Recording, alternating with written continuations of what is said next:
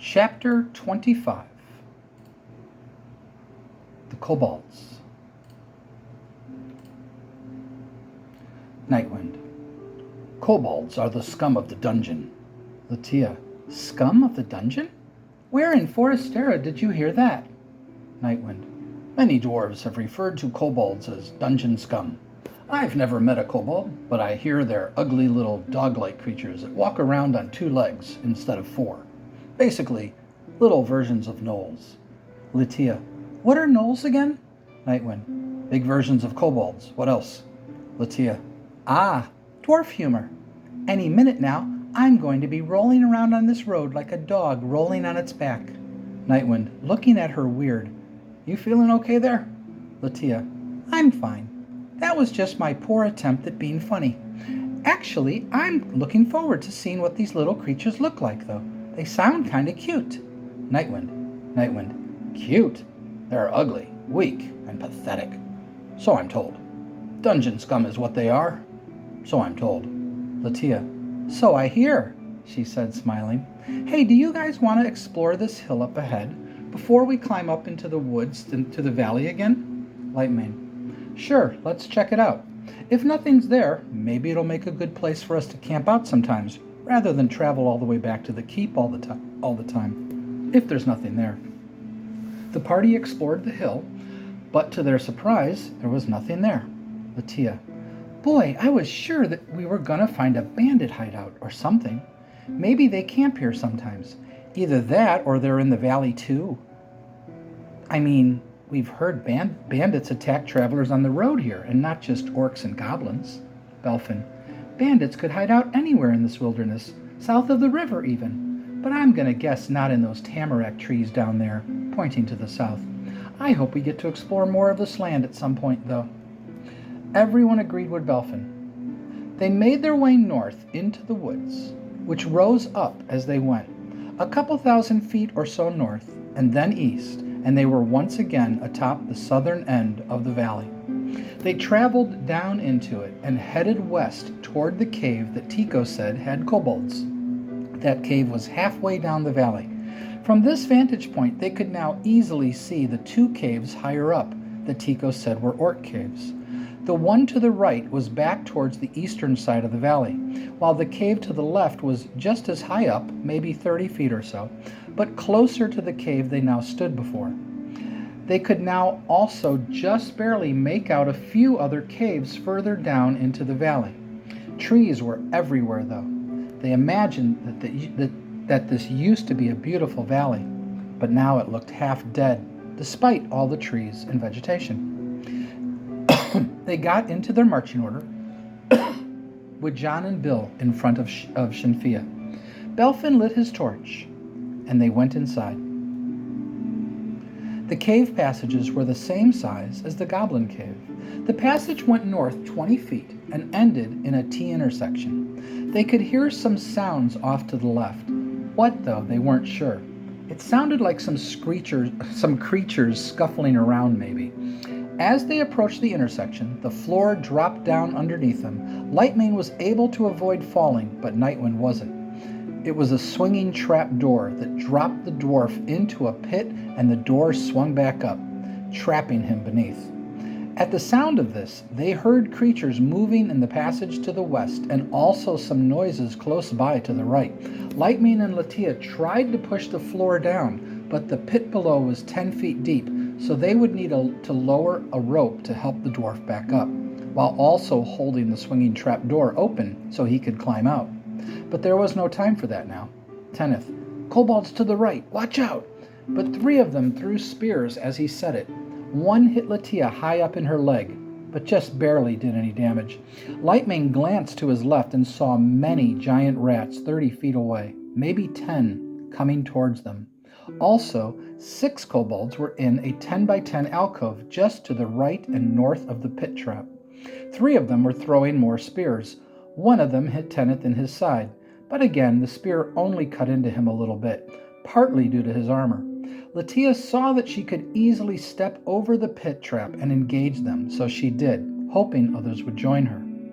Lightmane was going to cast sleep on the giant rats, but they were coming fast, so instead he stepped across into the western corridor to face them, hoping others would join him. Tenneth thought about casting Bless or Curse, but instead chose to join the elf. Jack cast Magic Missile, targeting a kobold. Belfin and Phileas moved to help Latia. The two henchmen stayed in the back while Shinfia watched the cave entrance, as well as the battle in front of her, her bow ready. The magic missile hit a kobold, but the damage wasn't enough to kill it. 3 giant rats tried to bite Lightmane. One of them succeeded. 3 more tried to bite Tenneth, but none caused any damage. The elf swung at a rat and cut it down. Tenneth swung his mace, but the rats somehow avoided it. Latia had 2 kobolds attacking her with their short swords, but they did not connect for any damage.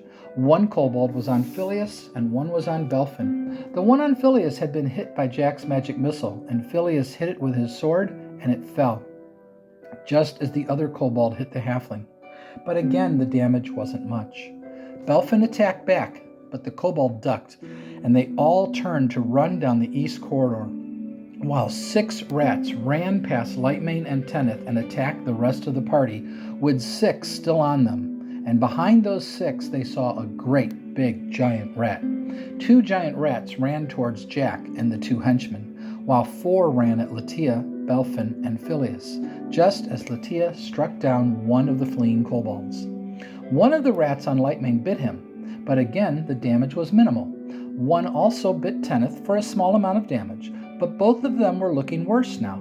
Lightmane swung his sword, killing one of the rats.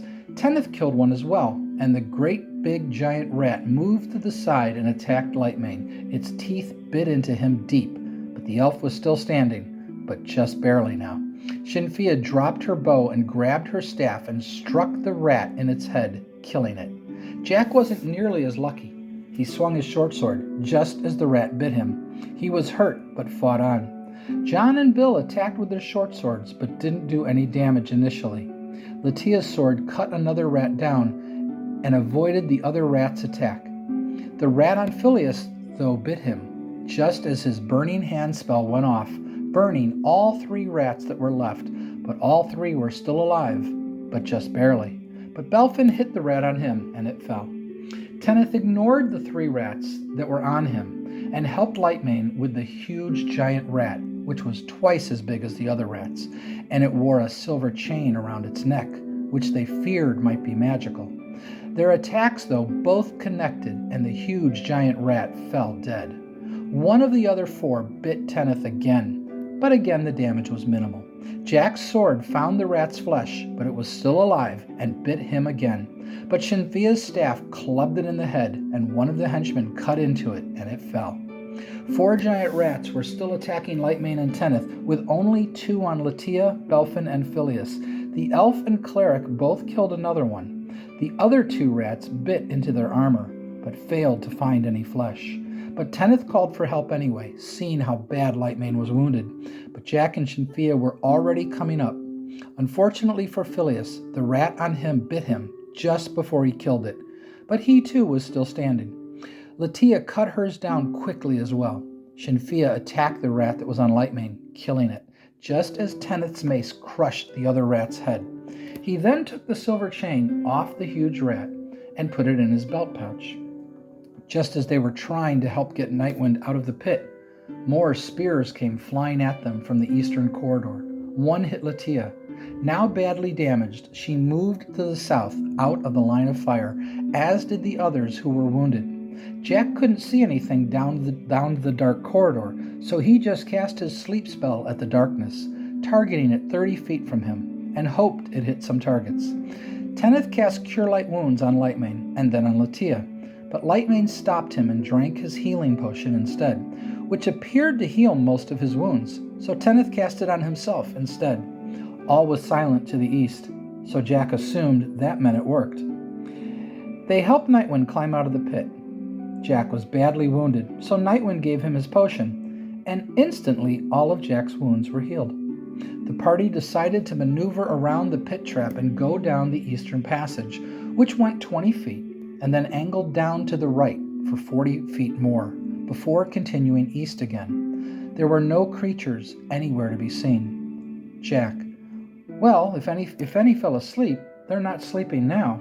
They gotta be down here somewhere, though." The passage continued east for about 50 feet, but also turned north for 20 feet into another T intersection. But it was at this first intersection, with passages going east and north, that the kobolds attacked again from both directions. Kobolds hiding in the darkness threw their little spears from both directions, while 3 larger kobolds fired arrows from the north. One grazed across Nightwind's body, while another cut into one of the henchmen, but he was still standing. They dropped the wheelbarrow and readied their short swords, with a dagger in their other hand. One of the arrows from the north just caught Lightmane's leg. Jack started casting another sleep spell down the east passage. Lightmane cast his north, while Tenneth cast Curse. Latia cast her Earthbow. More spears and 3 more arrows came flying at them. Some missed wildly, but one caught Nightwind, while one hit Phileas, and another hit the other henchman. Fortunately, none of the arrows hit anyone this time. The spells went off, and the party waited for a moment. Lightmane, though, could see 7 kobolds down the north passage. 4 fell asleep, leaving the 3 larger kobolds with bows. The party couldn't see anything down the east passage, but they heard some fall over and heard others moving and grumbling. So Nightwind charged east, and everyone else followed. The 3 larger kobolds moved down the south passage. Belfin's torch quickly brought them all into view. Only 3 were asleep, leaving 5 others, but behind them they could see female kobolds holding knives. Instead of facing them, though, the kobolds retreated back into the huge room 50 by 40. The party pursued them, determined to finish them off, but were not ready for the kobolds' plan of attack. For as they came at the 5 kobolds who were still retreating, 6 female kobolds attacked them from both sides, along with many little kobolds. There were 14 females and 22 children, and they all jumped on the party and tried to bite them and grab their weapons. The females tried to stab them, while also biting and grabbing, while the kids just grabbed and bit. The 5 male kobolds attacked Nightwind and Lightmane, but only one hit Nightwind with his dagger. The dwarf and the elf both hit a kobold, dropping them. Everyone had 3 or 4 kobolds on them now. Some tried to bite their armor leg, while others tried to grab their armor leg or their weapon. Both of the henchmen, along with Phileas and Belfin, had their weapons ripped from them. Latia's Earthbow killed one of the female kobolds, and her sword cut down another one. Tenneth's mace bashed one of the kids, while Shinfia was able to kill a female, while she kept trying to throw kobolds off of her as best she could. Jack had 3 kobolds on him, and one cut into his side. One of the henchmen still had a dagger in one hand and tried to attack with it, but was unable to, due to 3 kobolds grabbing and biting him. Phileas tried to cast Burning Hands, but the spell was disrupted, with all of the kobolds grabbing and biting him. Jack wanted to cast his sleep spell, but wasn't able to, for every time he threw one of the kobolds off of him, another one jumped back on him or grabbed his arm. Everyone was now having a difficult time attacking, with all of the kobolds grabbing and biting them, but Nightwind and Lightmane both somehow managed to hit another male, and they fell. But both of them took a little damage from the biting and stabbing, but only one male was left. The 3 larger kobolds came into the room and attacked Shinfia and one of the henchmen and Belfin. Phileas somehow killed a kid that was on Jack, and for a moment Jack was free and immediately tried to cast his sleep spell. It went off, and almost all the kids fell asleep, but not before Tenneth, Latia, and Belfin took more damage. One of the larger kobolds hit Shinfia, cutting into her with his short sword pretty good. She cried out as she turned and hit him, stunning him. The kobold on the henchman hit him, and he fell. Belfin's short sword killed a female, as the larger kobold on him hit him from behind, but he turned and faced him. The other henchman killed another female that was on him, while Phileas killed one on him. Just then, everyone heard a scream and turned around, as all the females who were still standing fled. Belfin's torch, that was now on the ground, still gave enough light so everyone could see. Standing at the back of the room was a huge kobold. He stood over 4 feet tall with rippling muscles. Kobolds stood around 3 feet tall. The 3 larger kobolds were around 3 feet 4 inches. He wore chainmail and held a battle axe. Around his neck was a great golden chain that had a large gem on it. Behind him were 5 females who were now joined by the others. The kobold spoke. "I am Gerlach. I am the kobold chieftain of this tribe. You have invaded my lair. I challenge one of you to a duel to the death. Will any of you accept my challenge?" The party was surprised to hear a kobold speak the common tongue of humans.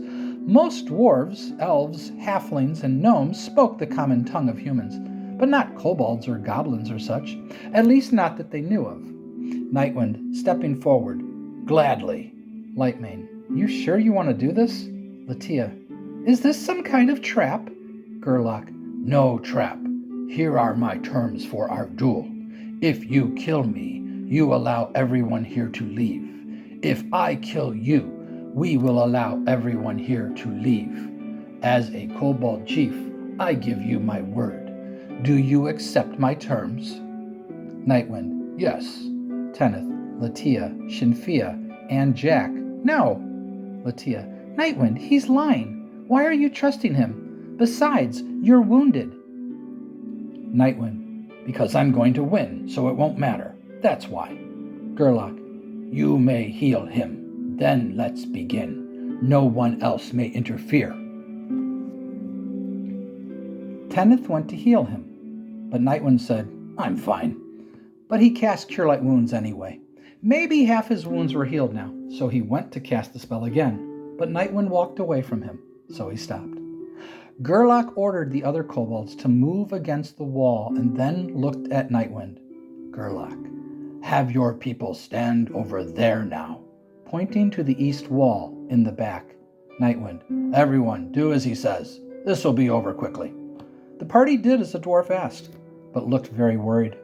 The kobolds that had fallen asleep were now starting to wake up, and the other kobolds helped them all move to the sides. Gerlach, "No missile fire. My axe against yours." Nightwind, "Agreed. Let's go. I'm getting impatient." Along the north wall stood 11 male kobolds. Along the south wall stood 13 females and 15 kids. Against the back wall stood the party. John laid on the ground next to Bill, his wounds bound by Latia, who also applied her healing salve to him as well. Gerlach looking at Nightwind. "Your move, dwarf." Nightwind let out a cry and charged the kobold. Their blades and their bodies clashed against each other. Nightwind was surprised to see the kobold chief was as strong as he was.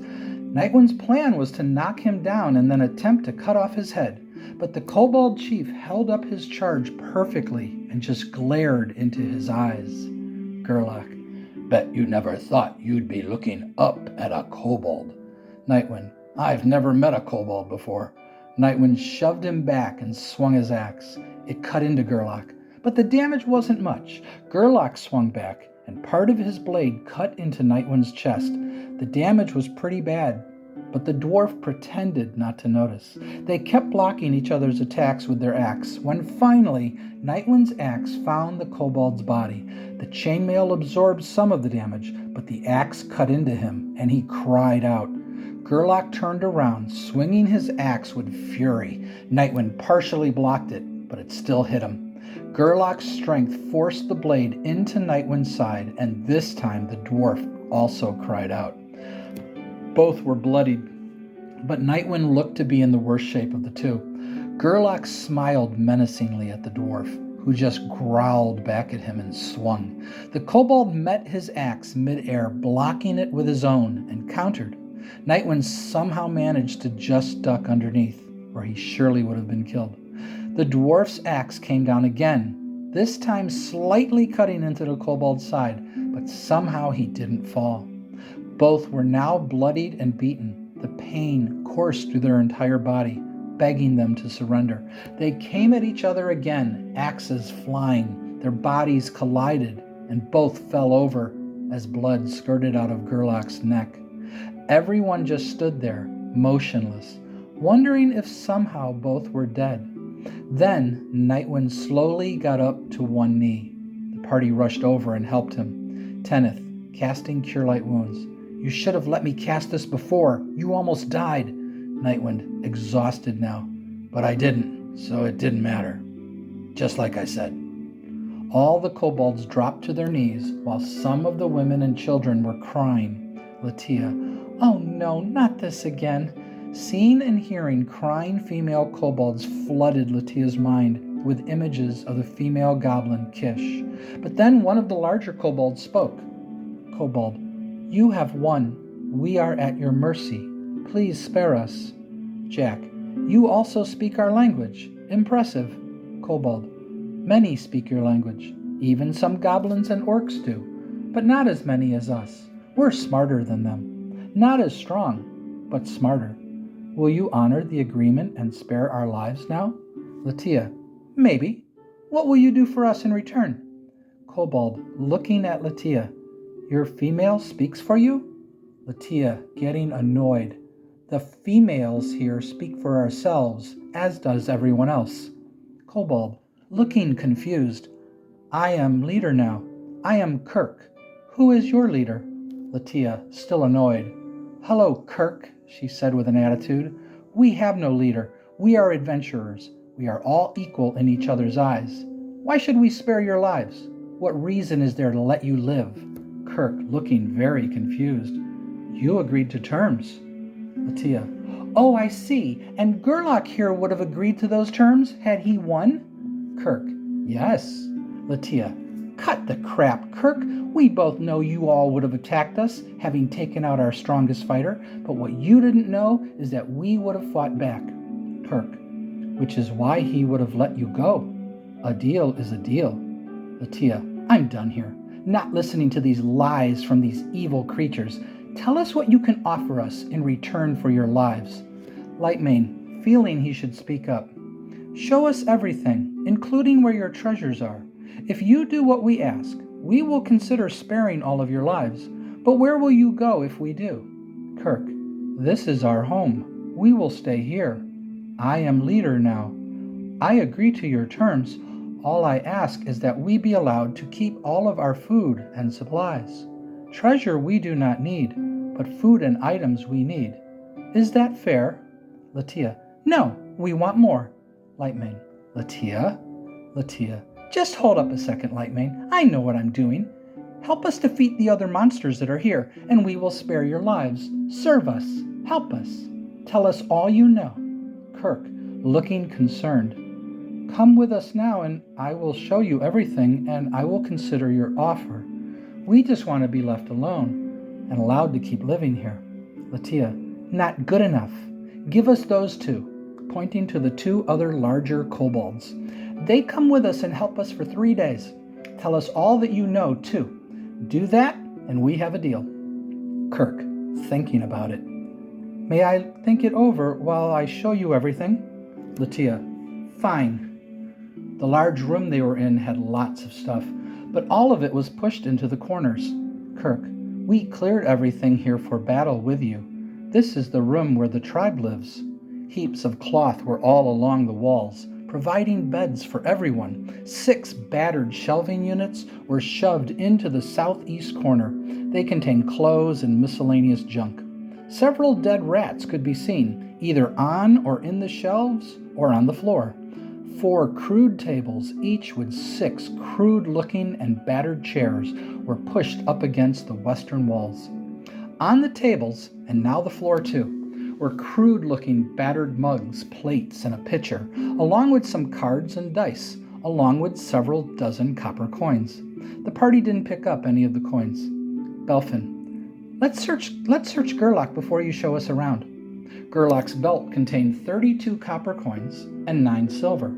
They took the coins and the chain off his neck, and his armor and weapon too, and put them in the wheelbarrow, figuring they might be worth something. Kirk then took them down the western passage, then turned north to the T intersection, where they hadn't been yet, and turned left.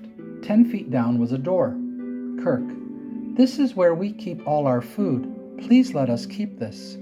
Kirk opened the door. It was another large room, but not nearly as large as their living quarters. Inside were 7 sacks, 3 boxes, and 4 barrels. The sacks contained vegetables, grain, bread, and cheese, all of low quality, but edible. The boxes contained salted meat, and the barrels contained water, but one contained wine. The wine, though, was thin and vinegary. Latia, you can keep all this stuff. What else is there? Kirk, there's the room where the rats live, but there is only garbage there, mostly. Then down this passage, pointing down the east passage, is where Gerlach lived. Latia, there we go. Show us that. Kirk took them to Gerlach's room. The eastern passage went 60 feet before opening up into a 20 by 20 room, basically, which was off to their left. Another passage went east 10 feet and ended in a door. Kirk, through that door is Gerlach's room. The 20 by 20 area had a lit torch in the wall in the northwest corner. Below it was a small table with 6 small chairs. There was also a small shelf 2 feet off the ground that was somehow mounted on the north wall. On the table were various dice, like Phileas had purchased, along with a deck of crummy-looking cards, along with 3 crude-looking mugs and a small cask of wine. On the shelf was a dead rat, a small sack that was empty, more crude mugs and plates, a crude-looking pitcher, and more dice. Kirk, this is where we sit, drink, and play games. Phileas, interesting. You kobolds like dice too. Kirk, very much so. Kirk opened the door, and everyone went inside. Kirk, we do not go in here. Only his wives do. Shinfia shaking her head. Wives? Again with the wives. You all are just a bunch of polygamists, aren't you? Kirk, what is polygamist? Shinfia, it means more than one wife. Kirk, oh, well, of course. What is wrong with that? Shinfia rolling her eyes. Nothing. Never mind. The room was large, 20 by 30. In the northeast corner were more heaps of cloth for bedding. All the furniture was battered. A table with 6 chairs was in the southwest corner. A shelving unit was on the south wall with a mirror on the wall behind it that was cracked in several places. On it were the same items in the previous room, along with some filthy combs, brushes, a dagger, 2 torches with flint and steel, and a human skull. The shelves were full of dirty kobold clothing. There appeared to be no treasure anywhere. Jack, all right, guys, let's search through this stuff. He's got to have some treasure hidden somewhere, right? It didn't take long to find it. Hidden under the heaps of cloth was a small sack with 33 silver pieces in it, along with a small chest. But the chest was locked. Phileas, looking excited. Finally a chance for us to try to pick a lock. Phileas tried but couldn't get it. Then Belfin tried and also couldn't get it. Belfin, darn it! There's clearly a key to open it. Search the room again. They searched again but found nothing. Phileas, I bet it's on his body somewhere. So they all walked back to his body and searched again. Lightmane saw a slit in one of his boots. Inside was a key. Inside the small wooden chest was 203 copper coins and 91 silver. Phileas, there we go. Now we're talking. You boys just got paid. John and Bill just smiled. Kirk, so if I give you these 2 for 3 days, you will take care of them? Food and water and things? Latia, yes. This also ensures us that you won't try to double-cross us, since if you do, we'll kill them. Kirk, looking concerned. I don't know what insurs or double-cross means, but I think I do now. If asked, we will say that we were attacked and Gerlach died, so we fled and came back later. Something like that. What else do you want from us so we can live?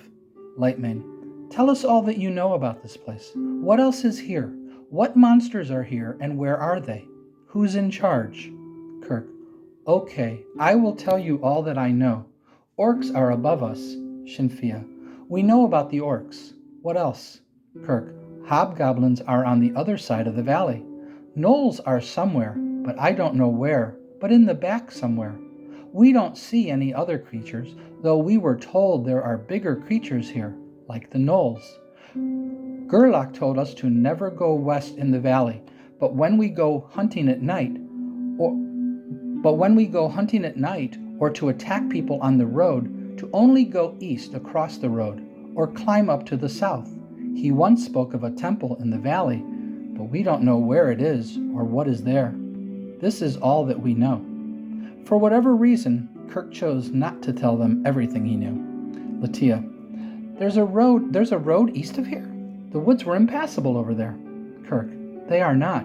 Just hard to move through, but easy for smaller creatures like us. Lightmane, why are travelers on the road being attacked? Kirk, looking confused. Because we take their stuff. Lightmane, I meant, are there other reasons this is happening so often? Travelers on the road were rarely attacked until a few months ago. Why? What changed? Kirk, still confused. I don't know, but we have only been here for several months now. Latia, maybe that's all this is. Maybe the attacks increase simply because there's a lot of monsters now in the valley, and that's it. Lightmane, I don't know. If there's a temple, which it sounds like there is, then they're using the monsters to take out their supply lines. Pretty sure now that's what's going on. I was just wondering if Kirk here could confirm any of it, but it looks like he doesn't know much more than we do. I think we have all the information we're going to get out of him. You really want 2 kobolds to join us? Latia, sure, why not? Lightmane, because they could turn on us when other monsters attack us. Latia, and risk us coming back here for vengeance? Lightmane, I don't think it's worth the risk. Kirk, let me come serve you instead. Jack, just you? No one else? Kirk, yes. You are not killing us. Let me serve you by helping you. They will all be fine here until I return. We don't serve anyone here. We just attack people on the road and take their stuff. Gerlach told us that the other creatures here won't attack us because of the temple. I will help you for 3 days in exchange for more food and supplies. Jack, so if the orcs or hobgoblins attack us, you'll fight them by our side? Kirk, looking scared. I've never fought orcs or hobgoblins before. Hobgoblins are very scary, but your dwarf defeated Gerlach, and he was stronger than a hobgoblin. So yes, I will fight by your side. Latia, okay, so the kobold chieftain is more powerful than a hobgoblin. Now I feel a tiny bit better. The party decided to rest a couple hours until they got their spells back. They gave John and Bill 5 silver and 20 copper each, which made them very happy. Nightwind, you fought by our side and didn't run. You deserve it. John, thank you. Here's hoping you all find lots more treasure. Bill, yes, thank you. We were getting worried.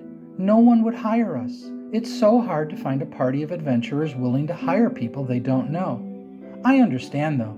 You don't know who you can trust. Lots of thieves and murderers in the world, sadly. Nightwind, welcome to life. Enjoy your stay, he said to them sarcastically, but smiling. Latia, well, guys, I finally achieved the 2nd progression, but I achieved it both as a ranger and a druid. I'm so excited right now. I now have another cantrip and now a level 2 spell too. Druids get level 2 spells quicker than clerics. Lucky us, she said, smiling. I was going to take something offensive, like a flame blade, but we need more healing. So heal minor wounds it is. It's very similar to your Cure Light Wounds spell, Lightmane. And I've finally achieved the 2nd progression as a warrior, which, by the way, the title is Warrior. Everyone found that quite humorous. Tenneth, so you're a warrior that's a warrior, laughing. Well, great. Welcome to the 2nd progression. But guess what? I just achieved the 3rd progression. And while I could get a cure moderate wound spell for more healing, I decided to go with hold person. Don't call me a priest, though. Okay, guys? I much prefer the term cleric. Hey, what's the title for rangers and druids at the 2nd progression? Latia, Strider and Ovate. Tenneth, Strider I like, but what's an Ovate? Latia, I was told that an Ovate is one who studies or practices herbalism, healing, and divination within a druidic context, or who has entered the Ovate level of training within a druid order. So I'd say that's quite the appropriate title for me. Tenneth, Latia the ovate. It sounds a little weird, doesn't it? But yeah, it definitely fits you well. Phileas. Hey, speaking of spells, for whatever reason, I keep forgetting to try to copy your sleep spell into my spellbook. If we sleep at the keep tonight, remind me to try it. Jack. What other level 1 spells do you have in your spellbook? Phileas. Featherfall and Light. Good spells, which I'll probably memorize when I have access to more, but since I've yet to cast them, I decided to go with 2 Burning Hands instead, along with my 1 illusion spell, Chain Self. I wanted to cast my Chain Self spell and make myself look like a kobold to fool them, but it would fool you too, unless I said something, which doesn't exactly work, if you follow. Lightmane. Do you mean that if the kobolds saw you talking to us or walking with us, that they might become suspicious? Phileas. Yeah, pretty much. It could work, though. We just need to come up with a way that you'll know it's me without letting them know. We need a signal. Shinfia. Just put your hands up for a second. That should do it. So are we going back to the keep now? Latia. I say we go to one of the orc caves right now. If we didn't have the wheelbarrow, then yes. So we could unload the treasure. But now let's just keep going. Tenneth, pulling out the silver chain. Oh yes, treasure. That giant rat wore a silver chain. Looks like it's worth something. Might be magical too. But speaking of magic, those healing potions are amazing. We should buy as many as we can. If only they weren't so expensive. To which everyone agreed. He put the chain in the small wooden chest that was in the wheelbarrow. Before he did, though, Jack cast his cantrip spell, Detect Magic, but nothing was magical. Kirk the kobold walked next to Jack. They exited the kobold cave and turned east towards the front of the valley, and then climbed up to the orc cave. Jack felt odd seeing a kobold walking next to him, as though he were a member of their party. But for the moment, he was.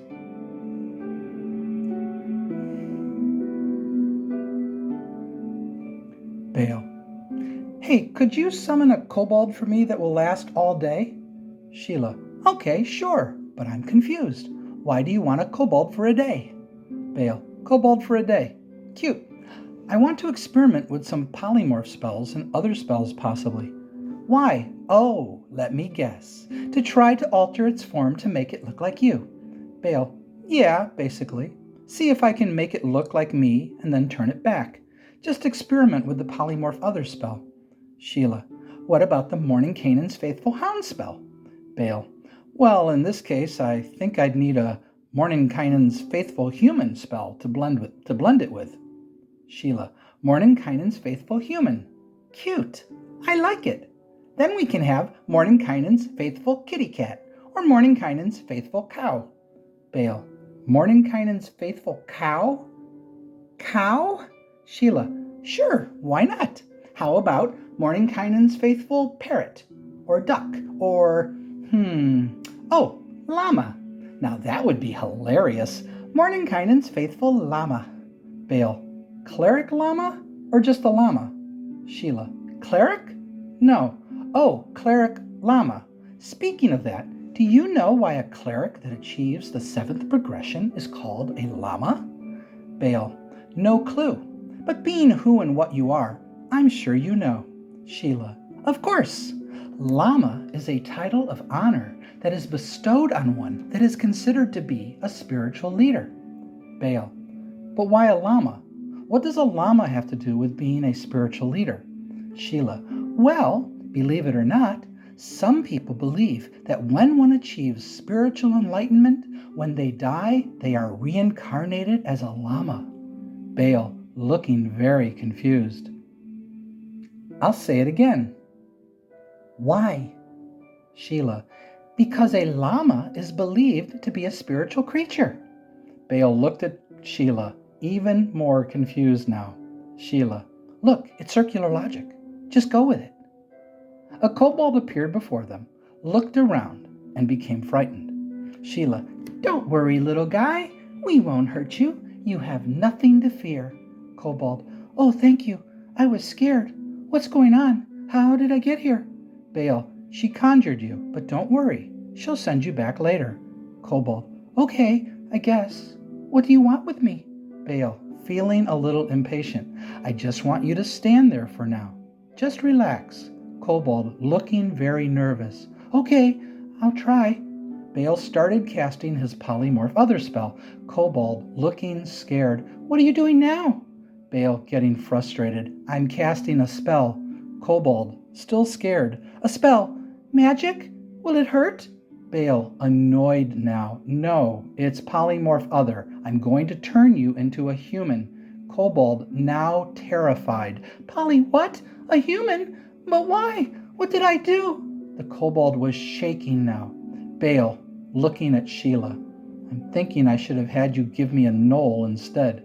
Sheila, gnolls are 6.5 feet tall and quite aggressive. It would probably attack you. Kobolds are much more docile and not as stupid. You can reason with a kobold. Gnolls, not so much. Bale, great, just great. Turning back to the kobold now. Look, you'll be a kobold again soon. I just need you to sit still and let me experiment here with Sheila trying to stop him. No, don't say experiment, she whispered quickly to him. Kobold backing up now. Experiment? You're going to experiment on me? Why? What did I do? Please don't hurt me. I don't want to be experimented on. Bale just looked down and started shaking his head. Kobold, you're scaring me. You said you wouldn't hurt me. Please don't hurt me. What did I do? Did I do something wrong? Sheila, looking at Bale. They do frighten easily, though. So there's that.